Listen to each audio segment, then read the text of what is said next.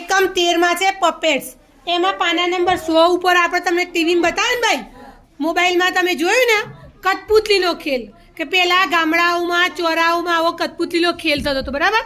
હવે એના મેં ચિત્રો કાઢ્યા ને એમાં તમે આજે કલર પૂર્યા છે. ચલો બતાવો તો ભાઈ, કોણ કોણ છે આમાં? રાજા ને રાણી. Very good. ચલો આમાં કેટલા બેડા છે ભાઈ એના માથા ઉપર? 4 બેડા છે. અને ભાઈ એના હાથમાં શું છે છોકરાના? હા, વેરી ગુડ, સરસ. હા, છોકરાઓ કરે છે ને બેટા, હાથમાં પહેર્યા છે એમને પપેટ્સ. રાણી છે ભાઈ, સરસ, વેરી ગુડ. હા, કઠપૂતલીના ખેલમાં હાથમાં શું બાંધ્યું છે ને? દોરીથી બાંધ્યું છે બેટા.